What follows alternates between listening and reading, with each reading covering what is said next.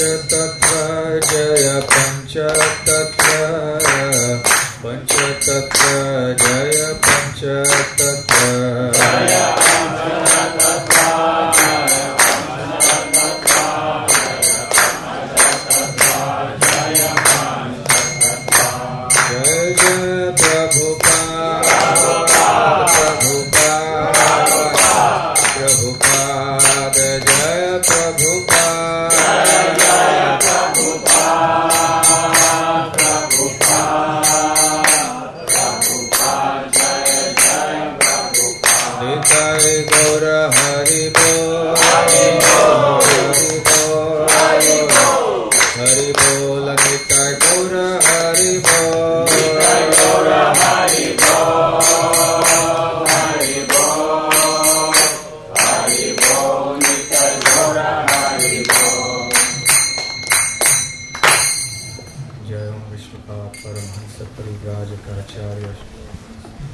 His divine grace, Abhay Charanaravinda Bhakti Vedanta Swami Srila Prabhupada Ki Jai Ananta Koti Vaishnava Vrinda Ki Jai Shri Shri Panchatattva Ki Jai Nitai Gaur Premanande.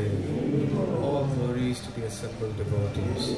All glories to the assembled devotees. All glories to the assembled devotees. All glories, all glories, all glories to Shri Guru and Gaura.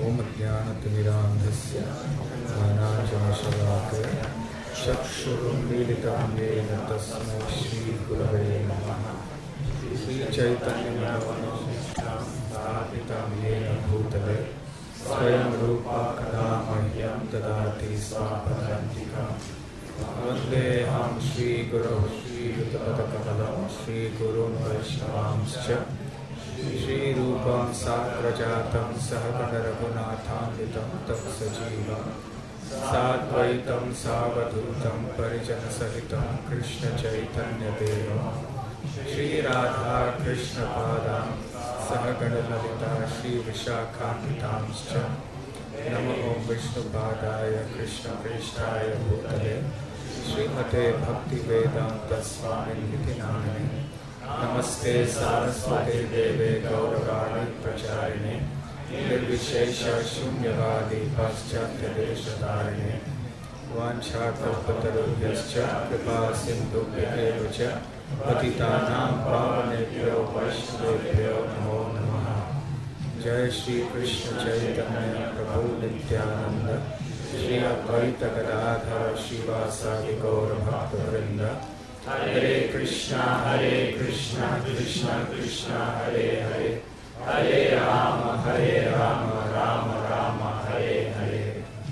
Hare Krishna.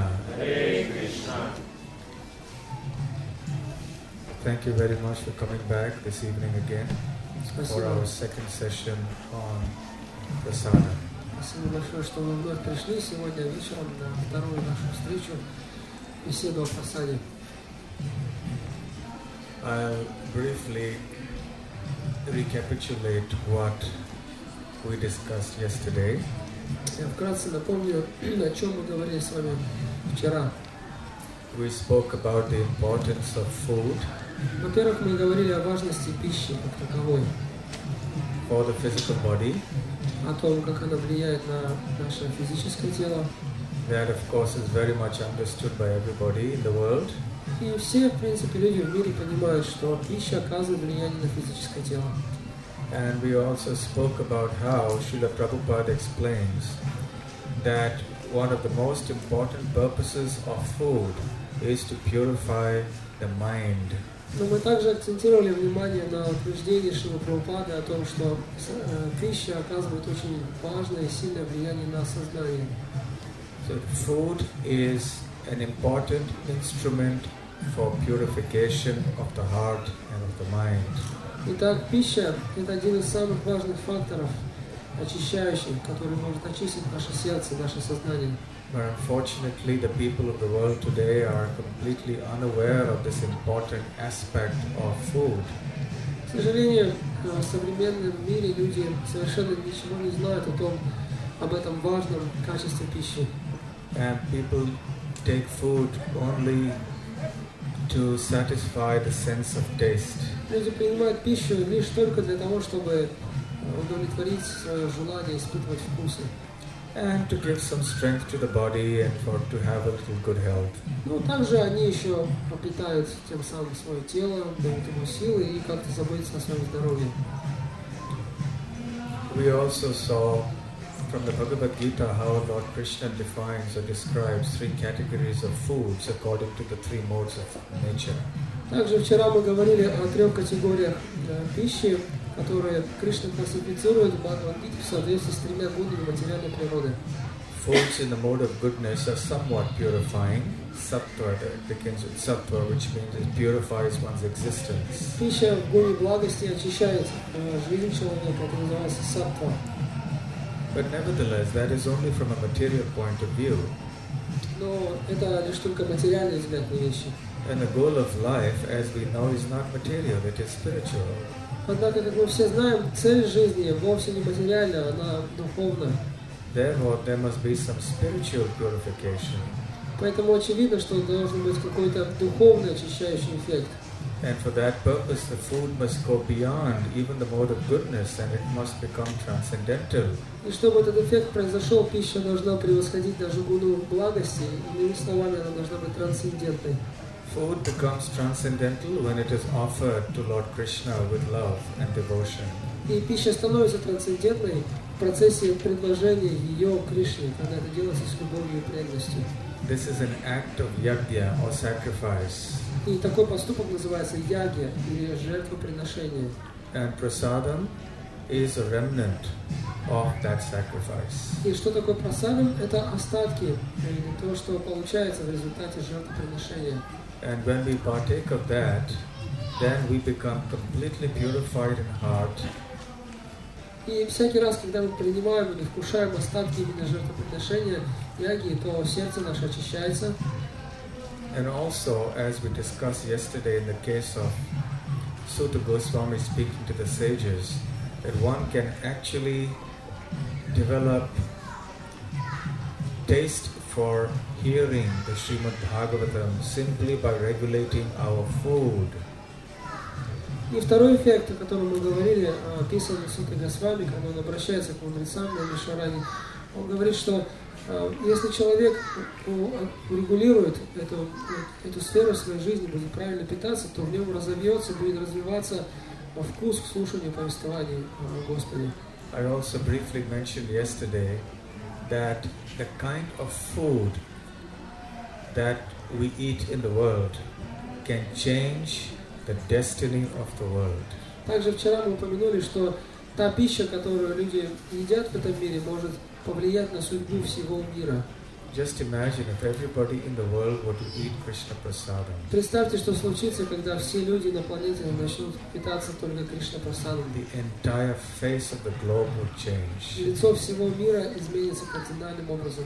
It would be a mighty transcendental revolution. Это будет духовное изменение. Just by eating. Просто благодаря правильному питанию. We also saw a verse from the 3rd chapter of the Bhagavad Gita, text 13, in which Krishna again emphasizes the principle of prasadam. Также мы ознакомились с 13-м текстом из 3 главы Бхагавад-гиты, где Кришна подчеркивает важность принятия в пищу прасада. And we saw Krishna says that one who takes prasadam becomes purified of all sinful reaction. В этом тексте Кришна говорит, что если человек принимает прасад, то тем самым он очищается от последствий всех своих грехов. And one who doesn't offer the food to Lord Krishna before eating actually eats only sin. И с другой стороны, если человек принимает в пищу то, что не было предложено Верховному Господу, то тем самым человек вкушает чистый грех. So this is where we concluded yesterday. И на этом мы вчера остановились. So let's take off from this point today. Давайте же продолжим с этого момента. Okay, let me ask you a question. Сейчас у меня к вам вопрос. We are all vegetarians, right? Мы ведь все вегетарианцы, правда? And I'm sure people have asked you a question. И наверняка люди задавали вам этот вопрос. Why are you a vegetarian? А почему вы вегетарианцы? And what do you answer usually? Что вы обычно отвечаете? Can you give some of the reasons if you're distributing books or you meet somebody on the tube and somebody asks you, why are you vegetarian?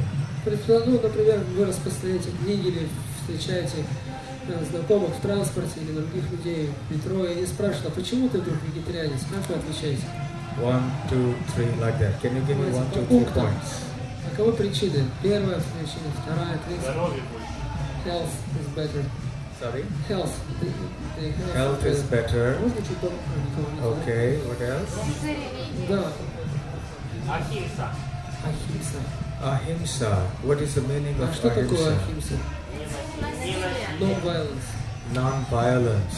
Okay, so let me play the devil's advocate. You know what this term means? Я сейчас поиграю роль адвоката дьявола, буду ставить противоположную сторону. Okay, you say ahimsa, that by having vegetarian food we do not commit any violence. But I think that even by killing plants you are committing violence because plants also have life. Вы можете сказать мне, ахимса, мы избегаем насилия, но мой контраргумент таков, даже когда вы принимаете в пищу растения, тем самым вы причиняете боль им. So even as a vegetarian you are committing violence. Так что даже будучи вегетарианцем, вы не можете избежать насилия. Поэтому мы совершаем яги. This is why we're doing yagya. And what happens in yajna? А что происходит во время яги? The food becomes sanctified. Right. Пища освящается. So we can go on committing violence and then offer the sanctified food to Krishna, it becomes sanctified. So I can also kill animals and offer to Krishna and eat. То есть, иными словами, я должен очищать пищу, и очищенную пищу я уже могу принимать, да, правильно? То есть я могу убивать животных, предлагать их Кришне, в процессе жертвоприношения будут очищаться, я буду их кушать, правильно? Да? Нет? Why? Почему нет? Бхагавад Кришна говорит, что если человек с преданностью предложит мне листок, цветок, плод или воды, я приму это. Krishna mentions only Patram Pushpam Phalam. Yes. When Krishna says we should offer to Krishna only what he wants us to offer to him. Да, Кришне нужно предлагать то, что он сам хочет, чтобы мы предлагали. Krishna says Patram Pushpam Phalam Toyam, which means he says I want a leaf or a flower. Кришна перечисляет продукты, которые нужно предлагать. Он говорит листик, цветочек. Or a fruit or some water. Фрукт или немного воды. Krishna doesn't say that I want meat and I want vodka. Кришна не называет ни мяса, ни водки, ни селедки. If Krishna had said that, we could have offered and eaten and drunk, no problem. Ну, если бы Кришна там перечислил это в своем списке, то можно было бы предлагать. But Krishna doesn't say that. Но Кришна такого не говорит. So we have to offer to Krishna only what he wants to accept. Иными словами, Кришне нужно предлагать только те продукты, которые он сам хочет видеть. If you come to my house and you want a certain type of food, say you want khichdi. Предположим, вы приедете ко мне в гости и вы хотите кушать, вы любите кичли. And I force you to eat something you don't like. What kind of hospitality is that? Буду насильно кормить вас блюдами, которые вы не любите. Разве это гостеприимство? If I really care for you, I must try to give you what you like. Если вы мне не безразличны, то я, естественно, буду кормить вас тем, что нравится вам.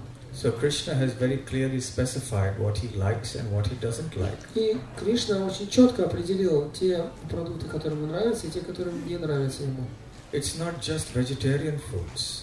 И этот список не сводится лишь не просто к вегетарианским продуктам. But it's foods in the mode of goodness. Но это вегетарианские продукты в гуне благости. Because you can have vegetarian foods in the mode of passion as well. Поскольку вегетарианские продукты могут также находиться в гуне страсти. You can have vegetarian foods, which some of them which are in the mode of ignorance even. А некоторые даже в гуне невежества. But we don't offer that to Krishna. Но такие продукты Кришне мы не предлагаем. One time, one gentleman challengingly asked me when I met him in India. Однажды я встретился с одним человеком в Индии, и он бросил мне такой вызов. I was having a similar discussion, and he said, "Well, then I will offer liquor to Krishna, and I will drink that." Этот человек, я говорил на эту тему, и человек сказал мне с вызовом: ну что ж, я тогда буду предлагать алкоголь Кришне и буду затем выпивать. That is also prasad then. Ведь если мы предложили ему, это тоже прасад. Then I remembered a comment by Srila Jiva Goswami in this regard. И я вспомнил комментарий, который дает в этой связи Шрила Джива Госвами. He says, you see, in those days there were kings. И Джива Госвами жил во времена, когда еще бывали цари. So they use the example of a king rather than a president or whatever. Поэтому в своем примере Джива Госвами использует такие слова, как царь. Он не говорит президент или He премьер. says the king allows the citizens in the kingdom to adopt any profession. Он говорит, что царь позволяет своим гражданам развиваться в любой профессии, заниматься любым делом. So the king says, my citizens are free to follow any profession. Царь может сказать, все мои граждане могут обучаться любой профессии. So somebody becomes a teacher, somebody becomes a farmer, somebody becomes a doctor. Поэтому кто-то становится врачом, кто-то фермером, кто-то становится учителем. So what if somebody says, well, the king has said you can take up any profession you like, so I will take up the profession of a thief. И кто-то может сказать, ага, царь разрешил нам освоить любую профессию, так почему бы мне не освоить профессию вора? And if I'm caught, then I will say, well, the king said you can take up any profession, so I am following the king's order. А если меня и поймают, то я оправдаюсь тем, что таково было разрешение, таков был приказ царя, что все могут осваивать любую профессию. Well, it is understood that when the king says that we can take up any profession, that there are some professions which are prohibited, which he has prohibited at other times by speaking elsewhere. И в этой ситуации необходимо помнить, что царь, конечно же, разрешает нам освоить любую профессию, но есть некоторые профессии, которые отдельным указом он запретил осваивать. Adopting the profession of a thief is a crime and it is punishable. Например, если человек осваивает искусство воровства, то это наказуемо, это нарушение закона. So when Krishna says in the 3rd chapter of the Bhagavad Gita, Yajna Shishtashanah Santo Muchyante Sarvakil Vishai, that you can, whatever you eat, you offer to me. И вот в Бхагавад-гите в 3 главе Кришна говорит, Йагья Шишташана Санто, что бы ты ни делал, что бы ты ни ел, точнее, предлагай это прежде мне. He means that you can offer to me only what is offerable to me. Тем самым Кришна вновь говорит нам, что необходимо предлагать ему лишь те продукты, которые возможно предлагать ему. You cannot just offer whatever you like to me. Мы не можем предлагать Кришне то, что нам вздумается. Do you get this fine distinction? This Понимаете point? эту тонкую грань? Улавливаете? So therefore we don't offer prohibited items. Именно по этой причине мы не предлагаем Кришне определенные запрещенные продукты. To Krishna, we only offer foods in the mode of goodness. Мы предлагаем ему лишь продукты в гуне благости. But nevertheless, there is still some violence. Тем не менее, даже с этим сопряжено, тем не менее, какое-то насилие. Even when I kill a plant, there is violence. When I kill an animal, there is violence. Do you accept that when we kill a plant, there is violence? Если я убиваю животное, это насилие, но если я убиваю растение, это ведь тоже насилие, правда? Вы согласны с этим? Do you accept? Не всегда. No, not necessarily. In some cases, Но порой иногда и бывает. like Например, Яблоко, например. an apple. If you take an yablaka. apple. Okay, when you take a fruit or when you take a nut. Да, если берете орехи или фрукты. But what if I am harvesting wheat, rice, Но если, barley, что если я oats? выращиваю рис, зерно какое-то, овес? Am I not cutting the plant and am I not killing the plant? Разве я не срезаю растения, не убиваю их тем самым? Yes, I am. Да, убиваю. I'm taking the life of the plant. Я забираю жизнь у этого растения. Srila Prabhupada used to say that in the early 20th century there was an Indian scientist called Jagdish Chandra Bose who actually showed that plants have emotions. Шрила Прабхупада говорит, что в начале 20 века жил такой ученый Джагадиш Чандра Бос, и он доказал, что эмоции испытывают даже растения. In America there was a fad, I remember when I was a student. Я помню, в студенческие годы я узнал о определенном факте. There would be people who would have pet rocks. Pet rocks, yes. Like you have a pet dog, you have a pet rock, pet stone. In America. Yes. В Америке были, у некоторых людей были домашние камни.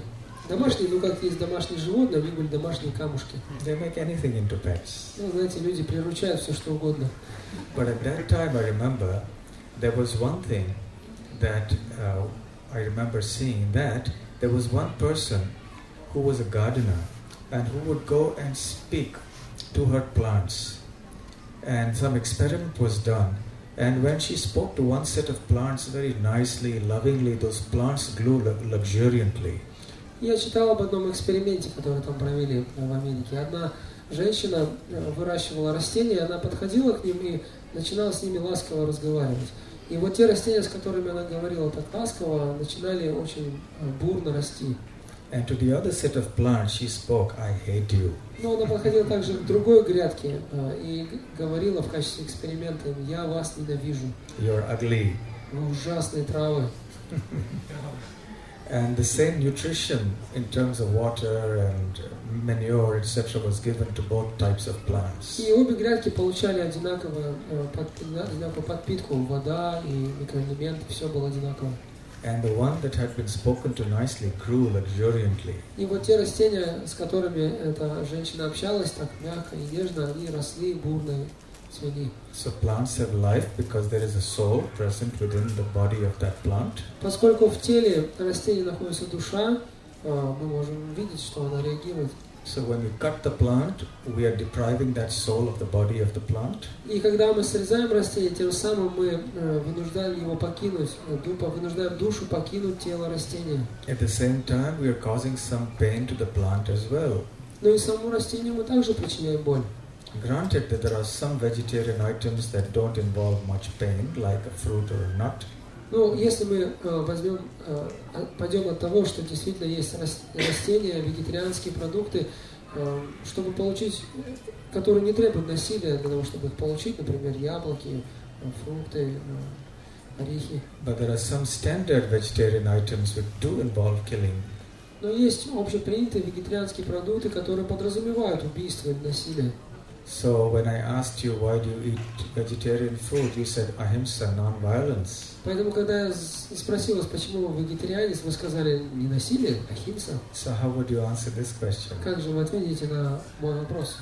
Even as vegetarian, you are causing violence. Даже будучи вегетарианцем, вы все равно причиняете насилие. Yes.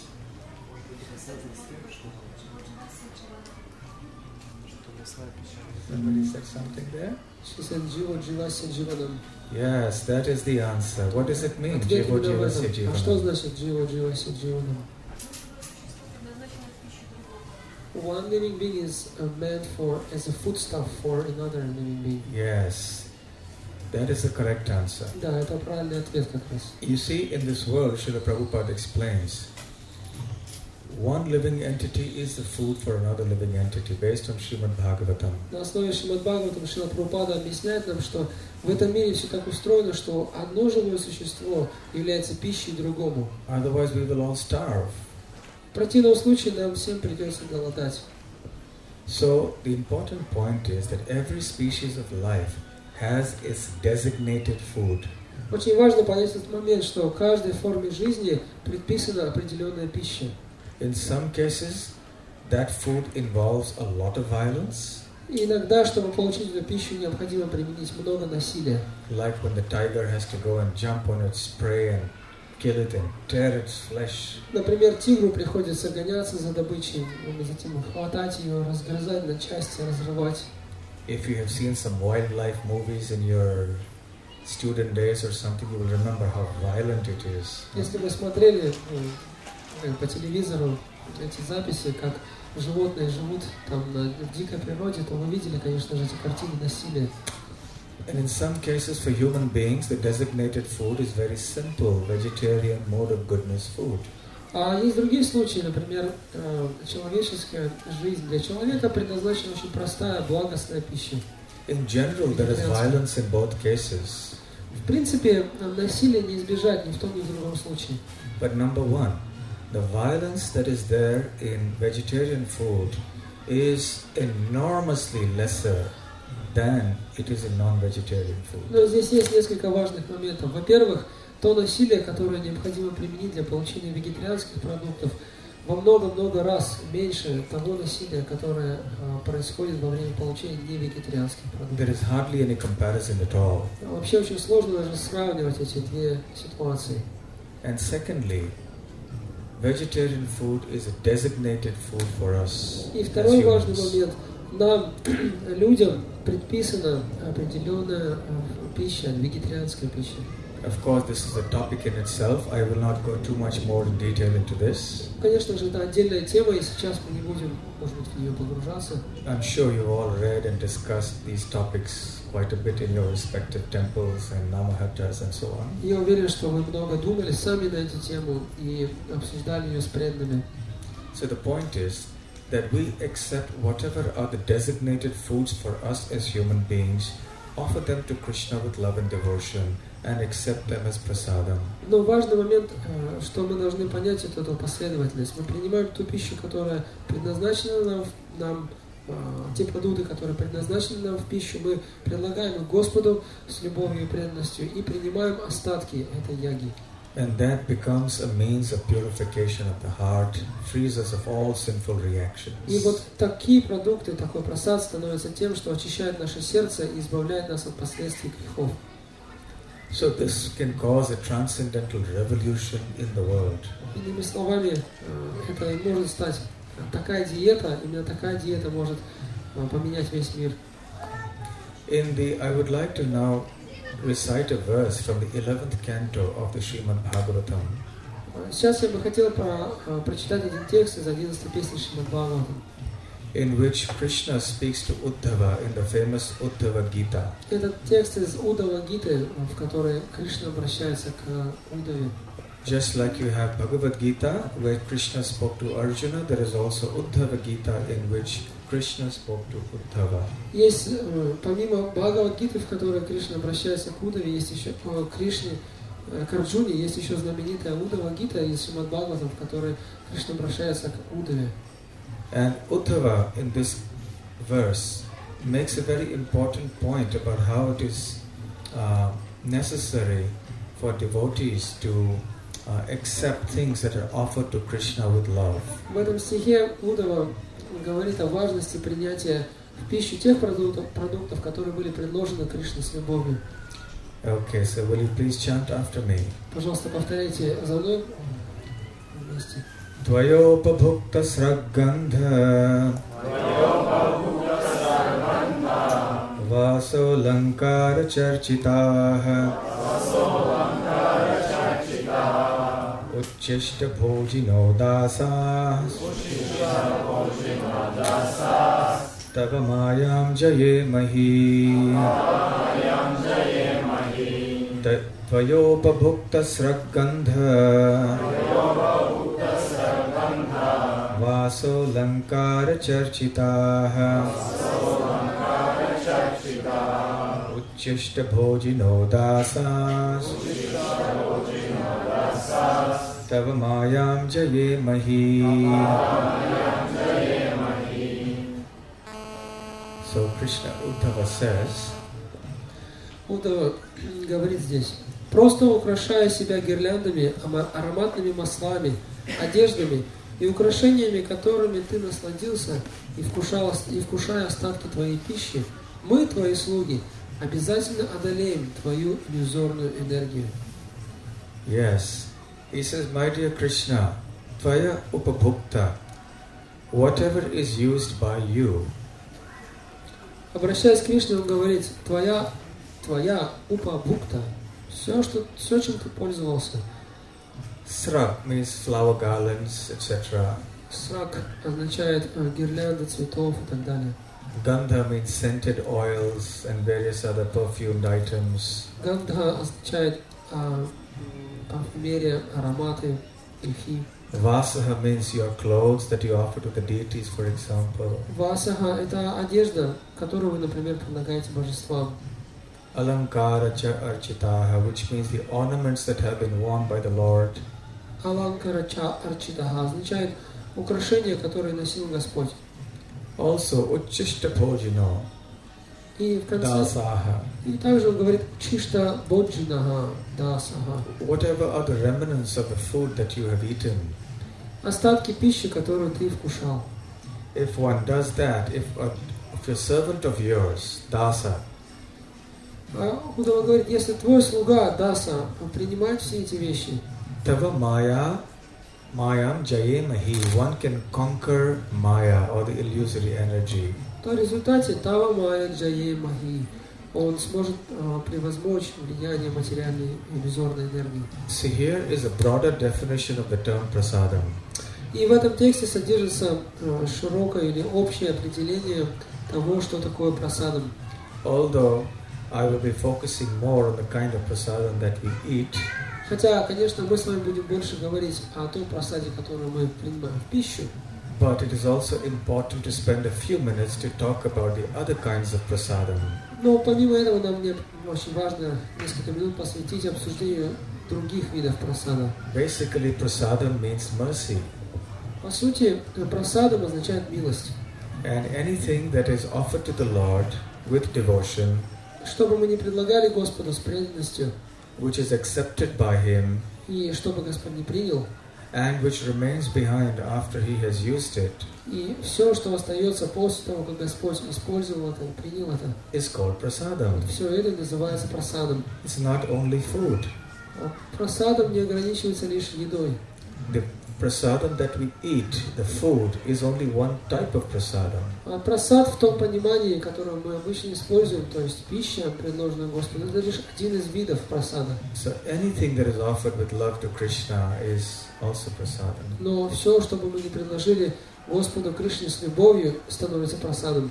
For example, srag, or the flowers and garlands. Например, сраг, здесь говорится, это гирлянды, цветы, предложенные Господу. You know, the wonderful thing about Krishna consciousness is that you can use any of your senses to go back to Godhead. Удивительная черта сознания Кришны заключается в том, что для того, чтобы вернуться к Господу, в духовный мир можно воспользоваться любым чувством. Can you give some examples Можете привести какие-то еще примеры? of how the different senses of the body can be used to go back to Godhead? Как мы можем использовать разные чувства нашего тела, чтобы вернуться к Богу? Глазами смотреть на божества. We can see the deities with our eyes. Yes. We can see the deities with our eyes, and just by looking at the deity, we can go back to Godhead. Да, просто созерцая божества, можно вернуться домой к Богу. She says we can read the books.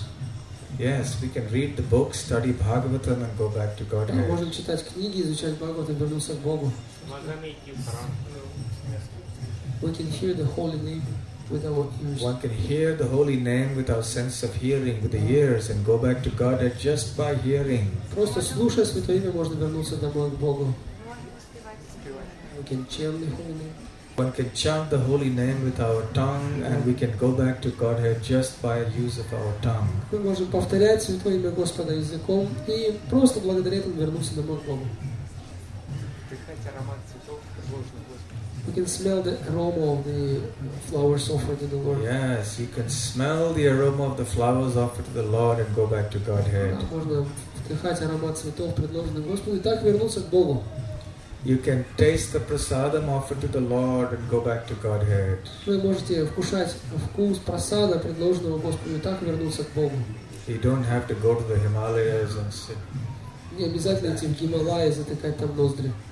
and then do all sorts of austerities and deprive yourself of all the good things of life. Совершать какие-то суровые аскезы и отказываться от всего этого жизненного многообразия.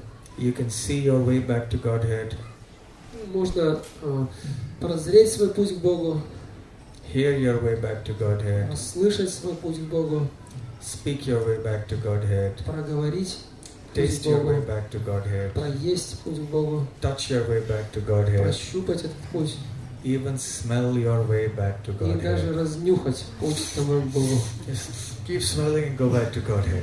Можно разнюхивать и разнюхать. So, These are actually regulative principles of devotional service. Вот это и есть регулирующие принципы преданного служения. Rupa Goswami says we must do these things. Рупа Госвами подчеркивает, что мы обязательно должны делать это. One of the items of the 64 out of the 64 items of sadhana bhakti given by Rupa Goswami, the nectar of devotion, Нектарь преданности Рупа Госвами перечисляет 64 метода преданного служения.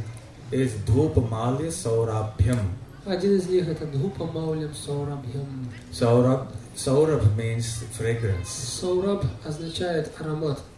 Dhup means incense. Дхуп это благовоние. Malya means flower garlands. Малья это цветочные гирлянды. So when you offer incense or flowers to the Lord, it becomes prasadam. Итак, если мы предлагаем благовоние или цветы Господу, то в этот же миг они становятся прасадом. So it is an injunction, it is an instruction that we must smell it. И наставление, предписание, Священное Писание таково, что мы должны вдыхать их аромат. And you can be delivered by just smelling that. И если мы будем просто вдыхать их аромат, это может даровать нам освобождение.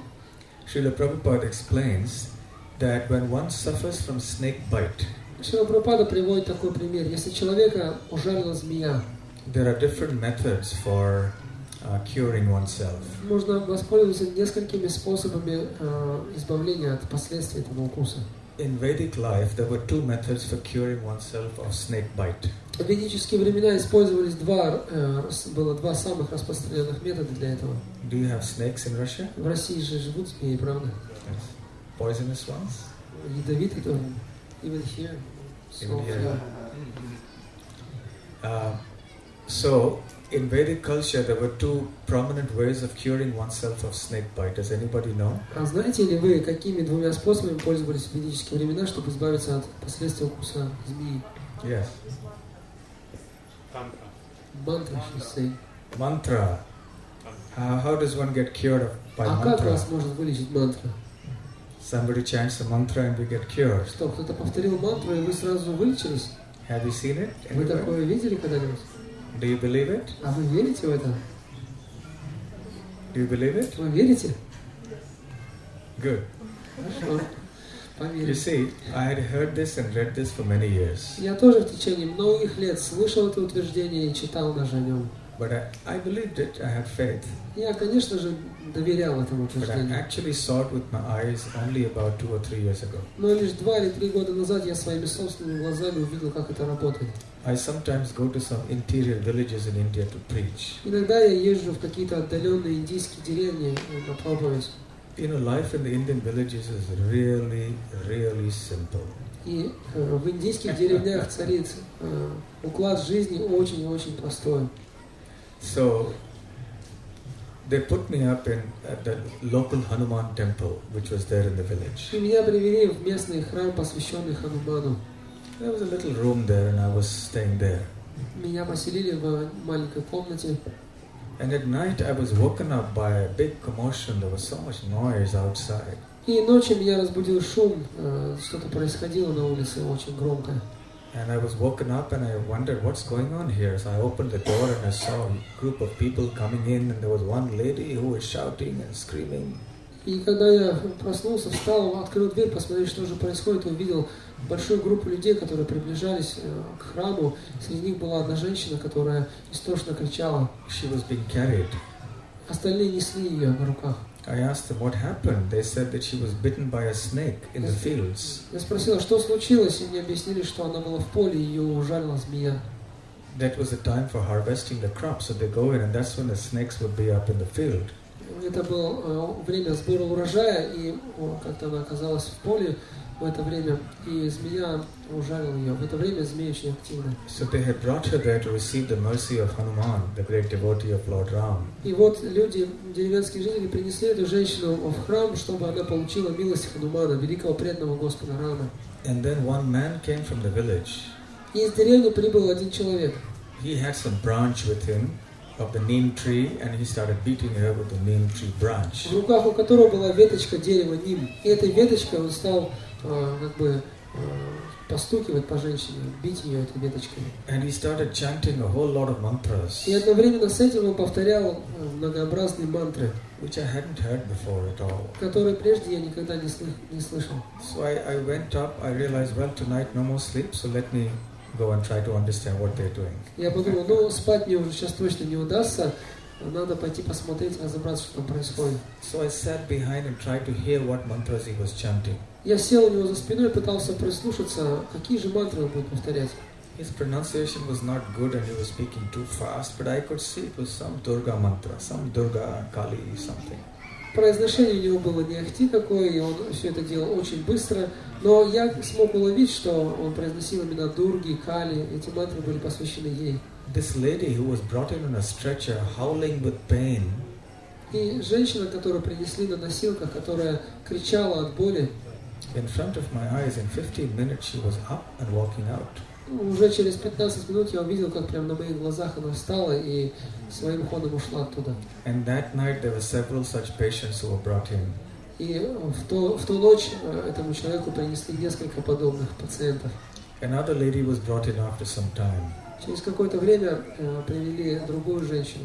And I asked that healer, И я спросил этого хилера, не why целителя, didn't they take her to a doctor?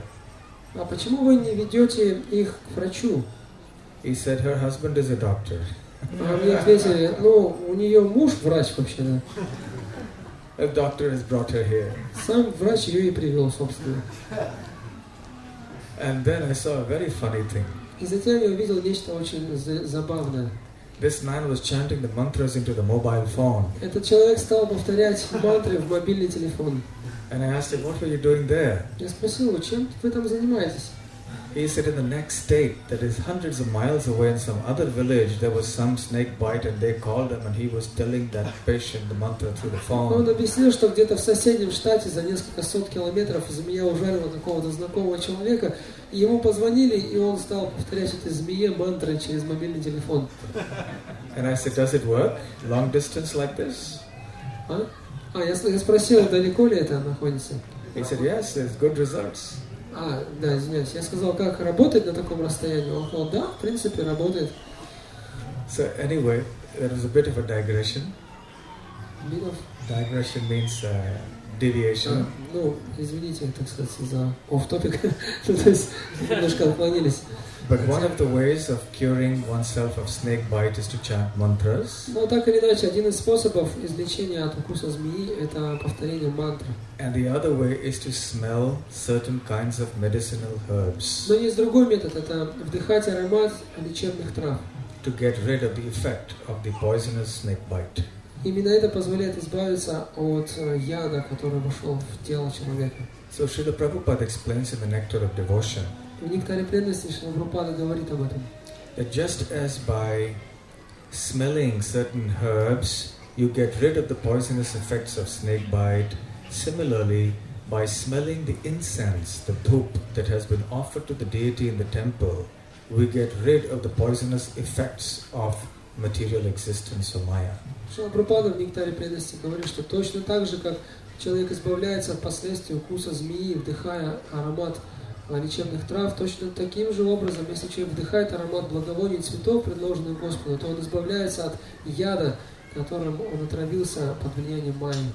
Yeah, this is a very important thing that he mentions here. Здесь Шрила Прабхупада говорит о очень важной вещи. And therefore Prabhupada mentions here again, how many times Prabhupada says this in Bhagavad Gita and also Nectar of Devotion. Шрила Прабхупада неоднократно говорит об этом, как в «Нектаре преданности», так и в Бхагавад-гите. He says any devotee coming into the temple should always offer something to the deity. Прабхупада пишет здесь, что всякий раз, приходя в храм, преданный должен что-то принести божеству. Fruit, flowers, incense, etc. Это может быть фрукт, цветок или благовоние, что-то еще. If one cannot offer anything in cash, something else must be offered. Если человек не может пожертвовать денег, то он должен принести что-нибудь другое.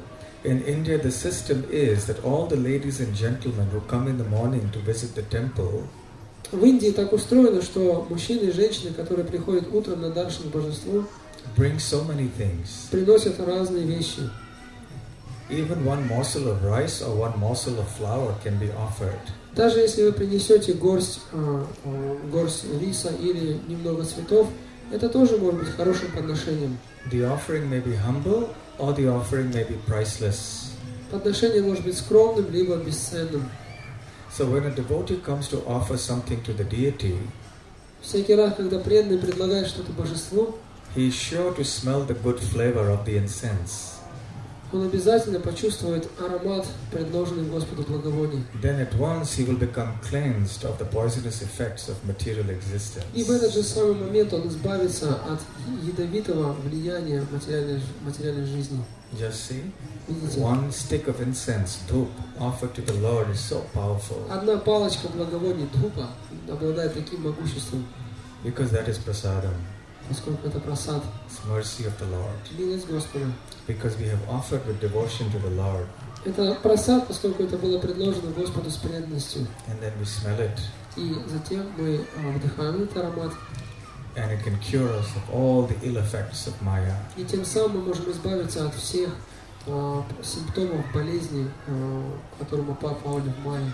Similarly, Malya Saurabhyam, that means the smelling of the fragrance of the flowers and garlands offered to the Lord, the flower garland prasadam. То же самое касается Мали Саурабхи, то есть вдыхание аромата цветов и гирлянд, предложенных Господу. Prabhupada quotes the Tantra Shastra to say, Шрила Прабхупада здесь цитирует из Тантра Шастры. if the smell of the garland which was offered to the deity in the temple,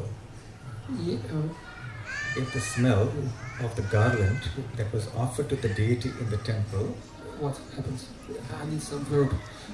enters into a person's nostrils, Если человек вдыхает аромат гирлянды, предложенной божеству в храме, immediately his bondage to sinful activities becomes cleared.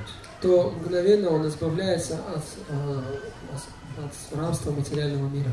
So just see, by smelling the prasadam, flower prasadam, Представляете, просто понюхав цветы, предложенные Господу, прасад, all your sins are gone. вы сразу же избавляетесь от всех грехов.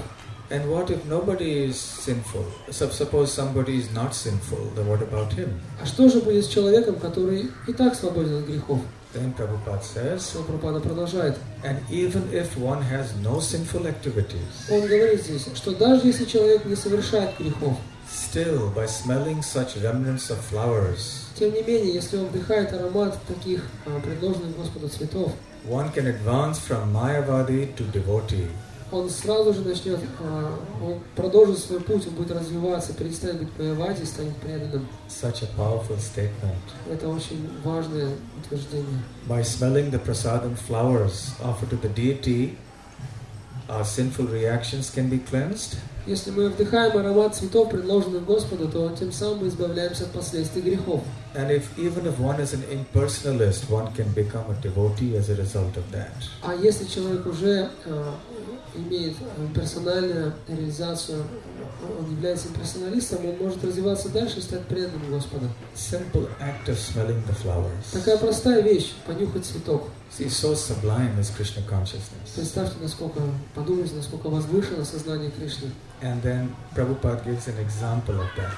И затем Шрила Прабхупада иллюстрирует эту вещь. Can you give any example У вас есть какие-то свои примеры? of who became a devotee? Earlier they were impersonalists, but later they became devotees by smelling. Yes. Какие есть примеры имперсоналистов, которые благодаря вдыханию аромата стали преданными? Да, это были 4 кумаров. They were impersonalists. А до этого они были имперсоналистами. They were attracted to the impersonal form of existence of the Lord. Им было интересно сблизиться с этой безличной формой Господа. But by smelling the tulsi that was offered to the lotus feet of the Lord, the fragrance of that, Однако, когда они ощутили аромат туласи, предложенных лотосным стопам Господа, they became pure devotees of the Lord just by smelling it. мгновенно они стали чистыми преданными Господа. Им хватило лишь вдохнуть аромат. And Prabhupada gives some other quotations Шрила Прабхупада также приводит другие цитаты. as well, but the point is well made. Но сам смысл их в этом же. Similarly, gandha. Gandha means all the fragrant oils that we offer to the deity. То же касается гандхи. Гандха – это ароматические масла, которые мы предлагаем божеству. You are familiar with Narasimha Dev's oil from Mayapur, Наверняка yes? все вы знаете, что такое масло от Нарасимха-девы из Майяпура. Da, wonderful. Very good. Yes. This is Gandha. Вот это и есть гандха. In the verse, You can yes, you distribute it. put here. So all of you have come, you can get a little oil for everybody? Yes. Можно вот потом после лекции будет всем намазать. So Gandha means scented oil. Гандха означает ароматическое масло. So when you smell that, Всякий раз, когда вы вдыхаете его аромат, go back to Godhead. вы можете вернуться к Богу. So after this class, Итак, сегодня, после нашей лекции, only those... Sorry? we will go back to God. Yes. Обязательно. Simply by smelling this. Но вам нужно понюхать вот здесь. But those who want to stay back here should not come forward. Но если кто-то хочет еще остаться здесь, не подходите. Only those who want to go to Godhead, back to Godhead should come. Подходите только те, кто готовы вернуться к Богу. But the question may arise, you say, I've been smelling this for so many years and I'm still here. Но возникает закономерный вопрос. Погодите, я живу столько лет, внюхиваюсь в эти ароматы, но я по-прежнему здесь. I smell the flowers, I smell the incense, I smell the oils. Я вдыхаю аромат цветов, благовоний, даже ароматических масел. It doesn't look like I've gone back to Godhead, I'm still here in Russia. Но как-то не видно, чтобы я был сейчас в Царстве Бога. Похоже, я по-прежнему в России. All in course of time, eventually. Всему свое время. The purification is going on. Процесс очищения требует времени. The doors to Goloka Vrindavan have opened. Врата в Галоку Вриндавана уже раскрылись. And we have to continue the movement. Нужно лишь продолжать движение. Then Uddhava says Vasaha, which means Krishna's clothes and his ornaments also, Alankara. Дальше Удава говорит Васаха и Аланкараха, то есть одежды и украшения Кришны. In Vrindavan temple, we would always give donors, different pieces of the deity's jewelry. Во Вриндаване у нас есть такая практика, что мы дарим какие-то украшения от божеств спонсорам. Say the deity's bracelet or something like that. Например, браслеты от божеств или другие украшения. Or some earring of Srimati Radharani we would give to them and they would keep it very carefully. Или же сережки от Шримати Радхарани. Мы дарим эти вещи спонсорам, и они хранят их в укромном месте. On their home altar and offer respects every day. Они кладут их на свой домашний алтарь, и там каждый день кланяются. So these are all items of prasadam. Все эти вещи называются прасадом. And then he says, therefore, we have to also accept the food that is offered. Who says? We also have to accept the food that has been offered to the deity. И также далее он говорит о пище, которая была предложена божеству, и именно эту пищу мы должны принимать. Uchishta bhojana. Uchishta means the remnants of the food. Удава использует слово учишта, что означает остатки пищи.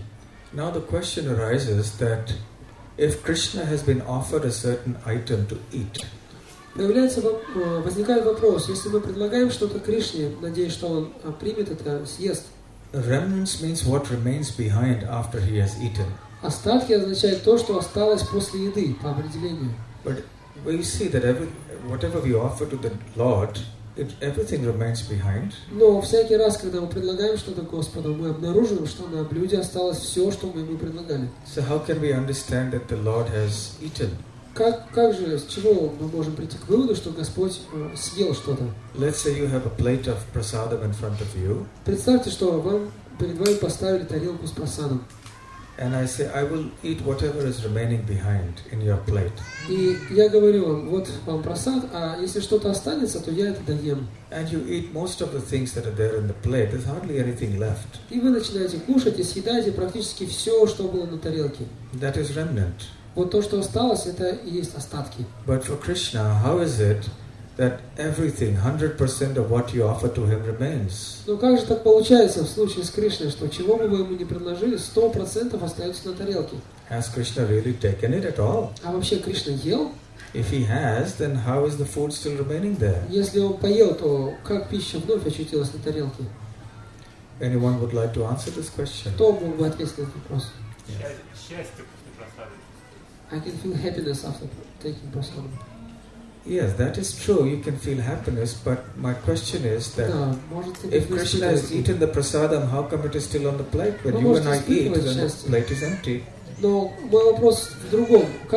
Почему после того, как Кришна вкусил, на тарелке по-прежнему остается то, что мы ему предлагали? Ведь в нашем случае это по-другому происходит. Шрила Прабхупада говорил, что Кришна съедает все, что мы ему предлагаем. Но чтобы мы не остались голодными, он возвращает все то же самое. Шрила Прабхупада used to say that Krishna factually, he eats everything, but in order for us not to starve, he takes everything back. How does he eat? А как это он съедает? With his eyes. Yes, that's the correct answer. Вот это If правильный you ответ. combine both those answers, you get the perfect answer. Если вы совместите эти два вопроса, то у вас получится совершенный ответ. Эти два ответа получится совершенный ответ. Angani yasya sakalendriya priti manti pashanti panti kalayanti chiram jaganti. In the Brahma Samhita, Brahma explains that Krishna has a transcendental body. Господь Брахма объясняет в этом стихе из Брахма Самхиты, что тело Господа трансцендентно. And with any of the senses of his transcendental body, he can perform the function of any of the other senses of the body. И любой орган тела, духовного, трансцендентного тела Господа способен выполнять функцию любого другого органа. That is not so with our material body. С нашим материальным телом мы такого не замечаем. When we want to eat, we can't eat with our ears. Если нам нужно покушать, мы не можем делать это ушами. But Krishna can. А Кришна может. Krishna can eat with his eyes just by looking. Кришна может есть даже глазами, просто глядя на пищу. Because the eyes can perform all the functions of all the bodies, of all the organs. Поскольку его глаза способны выполнять функции любых других органов. So, Krishna's body is not like ours. Итак, тело Кришны отличается от нашего. So by a mystical process, which we cannot understand with our gross material senses, И есть некий волшебный процесс, который мы не можем увидеть своими грубыми материальными глазами. Krishna eats С помощью этого метода Кришна ест. the entire offering that has been offered to him. Он съедает все, что предложил ему преданный. And by his inconceivable potency, И благодаря какой-то непостижимой энергии leaves it all behind on the plate. он оставляет все это на той же самой тарелке. In the Chaitanya Charitamrita, Srila Krishnadas Kaviraj Goswami mentions that Madhavendra Puri, the great devotee, could understand how the deity of Gopinath was actually doing this. И Кришнадас Кавирадж Госвами в Чайтанья Чаритамрите говорит, что Мадхавендра Пури каким-то образом распознал этот секрет, каким образом божество Гопинатхи делает такие чудеса. Madhavendra Puri, by dint of his exalted devotion, could understand this mystical process of how Krishna was taking and still leaving behind these sweet rice. Поскольку Мадхавендра Пури был очень возвышенным, преданным, он смог легко понять, как происходит этот волшебный, мистический процесс, как Кришна, Гопинат съедает сладкий рис и одновременно оставляет его нетронутым. That is how Krishna eats it, and still we have everything remaining on the plate as prasadam. Таково объяснение. Вот каким образом Кришна одновременно ест и в то же время оставляет все то же самое на тарелке, но теперь это уже прасад. Suppose there is a person who has an infectious, contagious disease. Представьте, что рядом с вами человек, который болен заразной болезнью, Like tuberculosis or something. например, туберкулез. And he eats something from a plate. И этот человек ест что-то со своей тарелки. And then you also go and take something from that plate. И вот вы подходите и берете также что-то с этой тарелки и кладете в рот к себе. Then what will happen? Что будет с вами? You will get sick. You may die.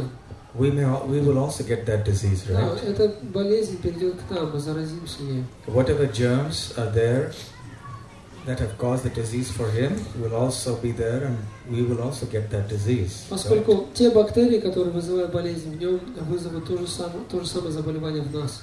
So, when we eat food that has been eaten by Krishna, then what happens? И точно так же, всякий раз, когда мы принимаем пищу, которую кушал Кришна, что с нами происходит?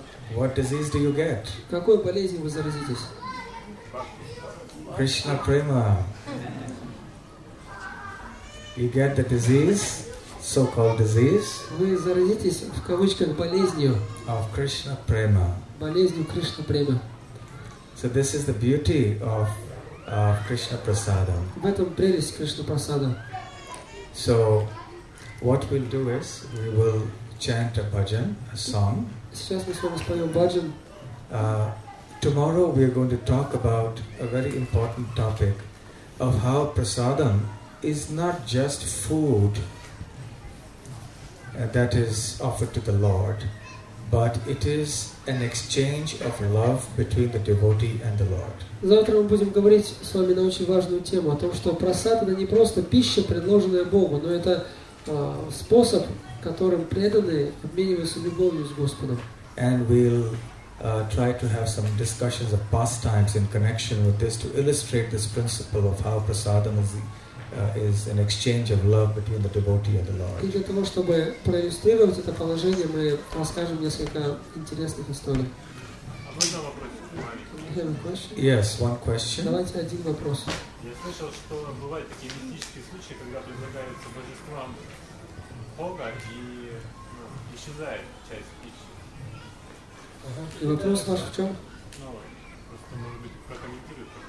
Could you comment on that? Sometimes we hear the stories that the boga is offered to the deity and then it effectually disappears from the plate.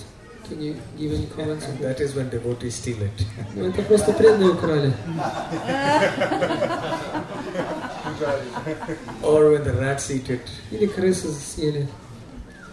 Oh my God, in Vrindavan temple, when I used to serve over there, we had so much problem with rats. Когда я служил президентом храма во Вриндаване, то у нас были баталии с крысами на этой почве. You see, we have such beautiful plates made of silver and everything, and for the Lord we keep all the sumptuous Raj Bhog and everything. And then actually you're supposed to leave the Lord alone. You're not supposed to be there when He's actually partaking of the food. У нас самая замечательная посуда для Господа, серебряные блюда, и мы готовим удивительные приготовления Раджа Бхоги. И когда мы предлагаем когда мы подносим это Господу, то необходимо оставить Господа наедине. Нельзя присутствовать при том, когда Господь вкушает. So there were some other very greedy living entities who took advantage of the pujari not being present, the rats. They would come and go onto the altar and start. И вот некоторые завистливые живые существа в формах крыс поселились там, и всякий раз, когда пуджари выходили из алтаря, они пользовались этой возможностью, забегали и грызли прасад на тарелках божеств. They tried everything to keep the temple, the deity area spick and span and clean, and he had rat traps and everything, but somehow the rats would come. Что мы только не делали, чтобы не допустить присутствия крыс на алтаре, хотя бы на алтаре, и ловушки ставили, и все мы делали, но каким-то образом они проникали. Finally, of course, the problem got a little resolved. В конце концов, мы более-менее разрешили эту ситуацию. But I remember I had to ask the pujari to stand there with a stick in hand. Но я помню, что просил пуджари стоять у входа в храм, в алтарный. Inside the rooms? Inside. Inside the altar. Even when the offering was going on. Я даже сказал, чтобы пуджари стояли, оставались все-таки внутри алтаря и с палкой стояли наготове. That's an unusual thing because you're not supposed to be there when the Lord is eating. Это, конечно, что-то экстраординарное. Обычно в алтаре нельзя находиться, когда Господь вкушает. But we had to do it because otherwise the rats would come and eat. Но нам пришлось пойти на этот шаг, поскольку в противном случае крысы съедали все. So if something disappears from the plate, then you know it's either a rat eating or somebody has stolen. Поэтому если что-то действительно пропало во время подношения, нужно понять, что либо это крысы съели, либо кто-то украл. In very rare cases. Ну, конечно же, есть редкие случаи. Really rare. Редкие случаи. Then Krishna actually will empty the plate. Когда Кришна сам опустошает тарелку. We'll discuss those pastimes maybe tomorrow or day after. Я думаю, завтра или послезавтра мы расскажем о паре таких историй. So you're talking of the bhoga disappearing when it's offered or afterwards, after being offered? Вы говорите о том, что бхога пропадает в момент предложения или после предложения? Of course, you know, Mahaprasadam has a mysterious way of disappearing from the pujari room after it has been offered. Знаете, есть легенды, ходят легенды о том, как загадочным образом Махапрасад исчезает из пуджарской комнаты после предложения. In one temple, they had a problem. В одном храме была такая серьезная проблема. The problem was that every day the Mahaprasadam sweet rice and only the sweet rice would disappear. Проблема была в том, что каждый раз после подношения пропадал сладкий рис, и только сладкий рис. The pujaris tried to hide it in this place and that place and locked it and so on and so forth. But no matter what they did, the sweet rice would disappear. Что только не делали пуджари, где его только не прятали, да сладкий рис, но с каждым разом он вновь исчезал. Finally, the matter went to the temple president. Those days there was no camera, TV, CCTV camera. В то время не было камер скрытого наблюдения, никто не мог понять, что происходит, но в конце концов об этом прознал президент храма. So then the temple president decided, really, we got to do something about this. This is too much now. И президент храма принял решение, он сказал, мы что-то должны с этим сделать, это переходит всякие границы. Finally, they called in the CIA, KGB, everything, and then they found the person who was stealing the В конце sweet rice. концов они привлекли ЦРУ, КГБ и всех подряд и нашли такие злоумышленника. It was a brahmachari who was stealing it. Был один брамачари, он все время воровал сладкий рис. So the temple president called him there. He was really angry. И злой президент храма позвал к себе этого брамачари. He said, so many of us have spent so many hours trying to find out who is stealing the sweet rice. Why have you been stealing this? Он сказал, мы столько часов потратили на то, чтобы выяснить, кто же ворует сладкий рис. Зачем ты это делал?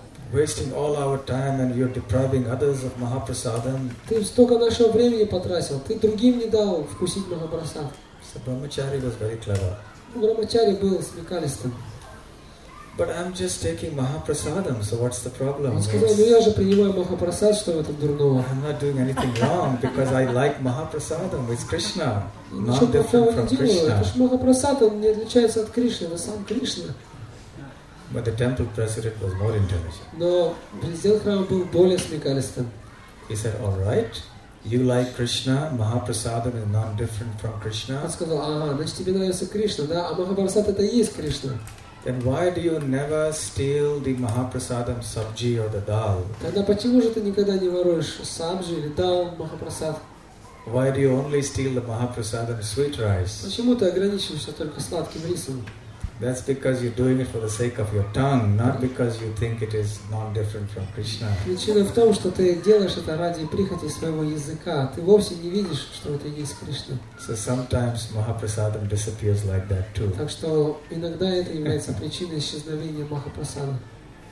Okay, so we'll chant one song. Так, споем с вами одну молитву. This is a song by Jayadev Goswami. Эту молитву написал Джаядева Госвами. Shrita Kamala Kuchamandalahe. I think many of you must have heard this. How many of you have not heard this song Кто из before? вас никогда прежде не слышал эту песню? Поднимите руку, пожалуйста. Oh, quite a Кто few не have not слышал? heard. Много таких преданных. Okay. Okay, we'll just sing the song without the translation. Jayadev Goswami was a great devotee poet. Джаядева Госвами был великим преданным и выдающимся поэтом. The famous book that he wrote was the Gita Govinda.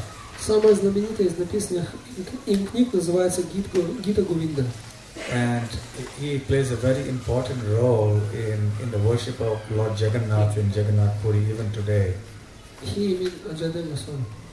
Jayadev Goswami, Jayadev his Gita Govinda. Джаядев Госвами и его Гита Говинда занимает очень важное место в поклонении Господу Джаганнатхе даже в наше время.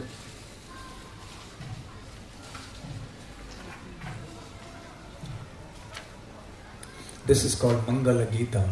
Данное произведение называется Мангала Гитам.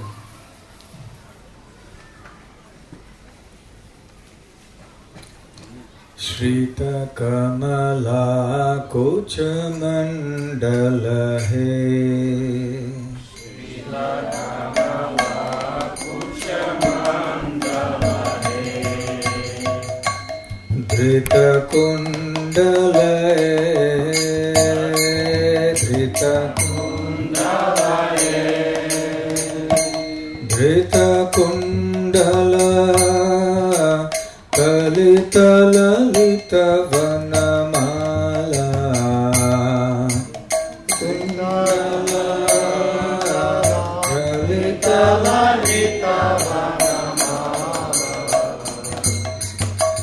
Jai Jaya Deva Hare Jai Jaya Deva Hare Jaya Jaya Deva Hare Jaya Jaya Deva Hare Dinamani Mandala Mandana He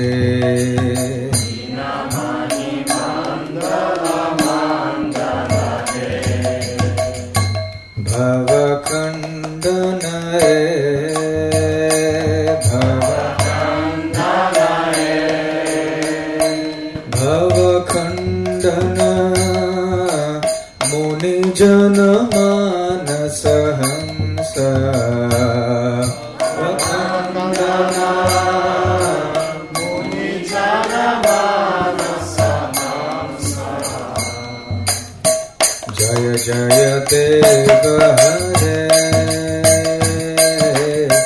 Jaya Jaya Deva Hare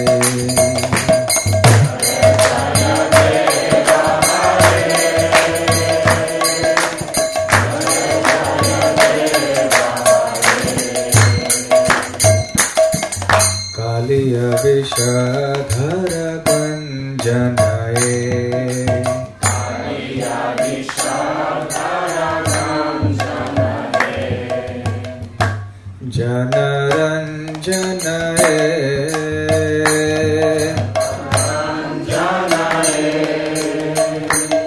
Janaranjana Yadukula Nalina Dinesha Janaranjana Yadukula Nalina Dinesha Jaya Jaya Deva Hare Jaya Jaya Deva Hare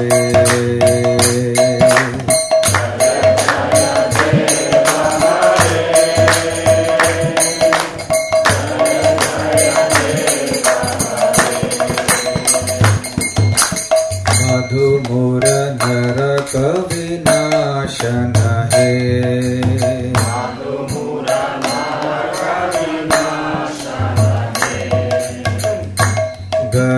Garudasana He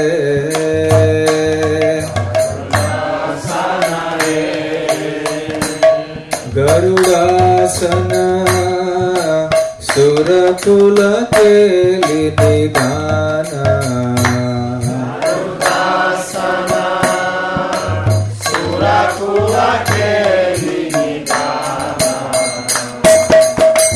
Jaya Deva Hare Jaya Jaya Deva Hare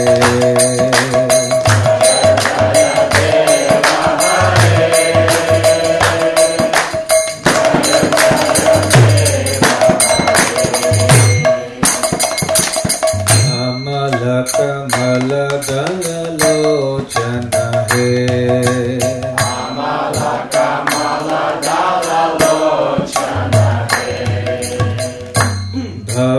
Bhavamochana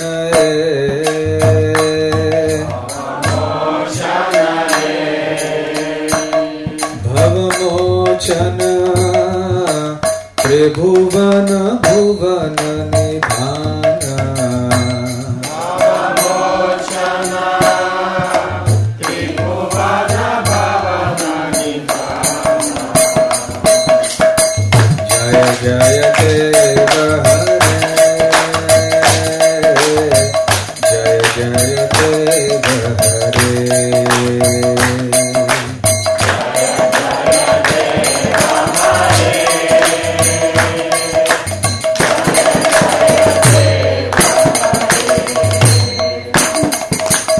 Janaka Sutta Krita Bhushana He Janaka Sutta Krita Bhushana He Jita Dushana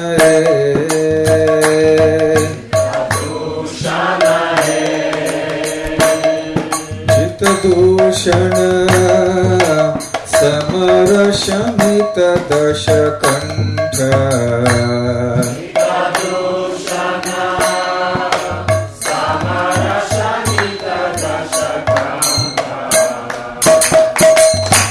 Jaya Deva Hare Jaya Jaya Deva Hare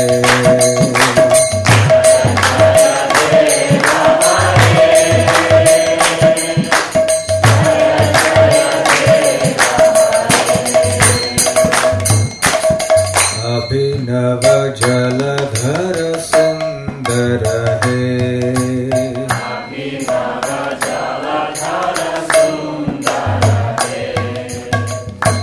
Drita Mandara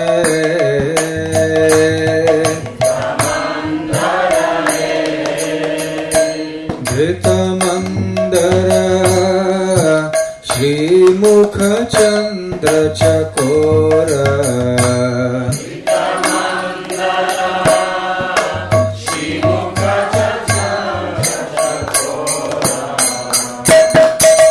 Jaya Jaya Deva Hare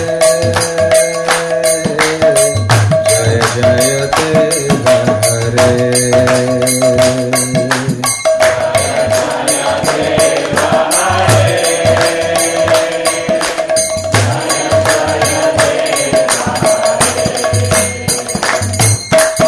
Tava Charanam Pranata Vayam He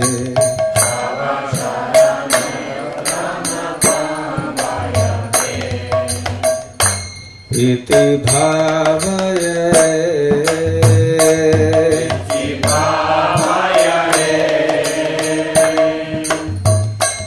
Iti bhavaya Kuru kushalam pranateshu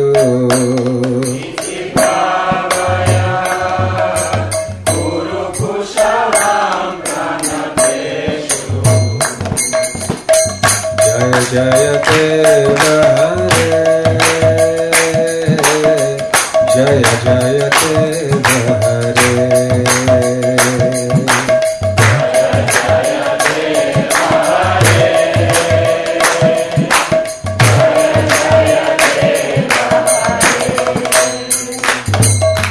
Shri Jaya Deva Kaveridam He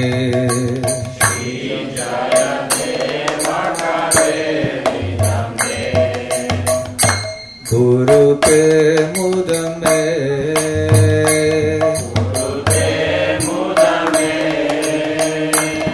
Guru te mudam Mangalam ujjvala geetam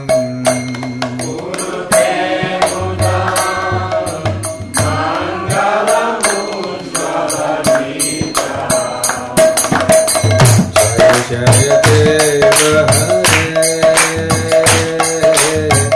Jaya Jaya Deva Hare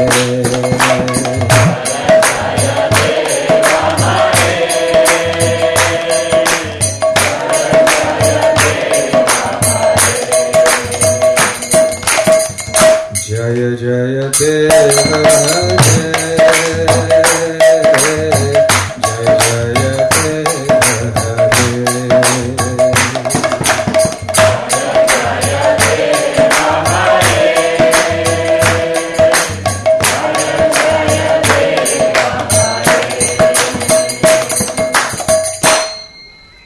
Hare Krishna.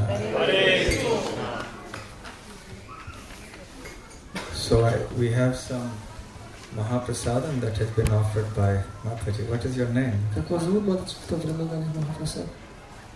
My name is Natasha и Ваня. Ваня и Марина с Наташей. Sorry? Как еще раз? Who has done the service? Кто послужил божествам? Мурари Читания. Мурари Чайтанья Прабху предлагал. It was offered by Murari Chaitanya, definitely, but Somebody sponsored но it, кто-то right? же принес сюда эту дыню. Ваня. Ваня. Oh, спасибо. So we should thank Vanya for having Давайте sponsored our prasadam. поблагодарим Ваню за то, что он принес нам. You know, when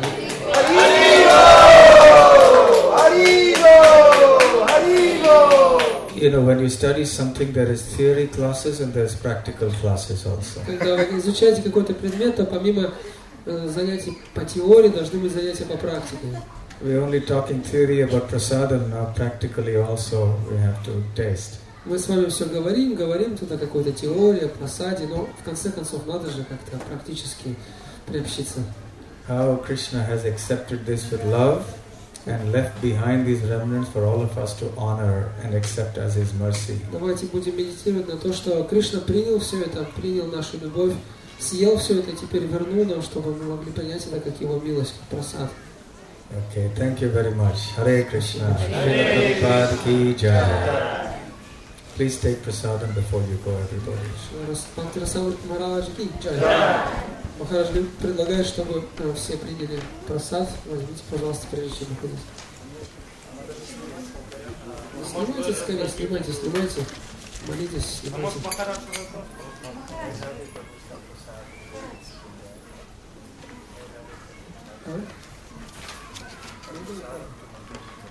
Махарадж предлагает, чтобы Меда Прабху раздал просад.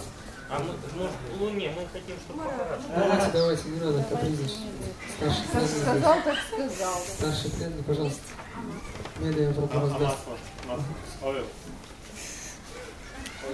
Вот ойл. То есть масло можно здесь получить, а Махапрасад там, у Меда. Я буду мужчинам могу дать, а вот это матаджи намажет матаджем.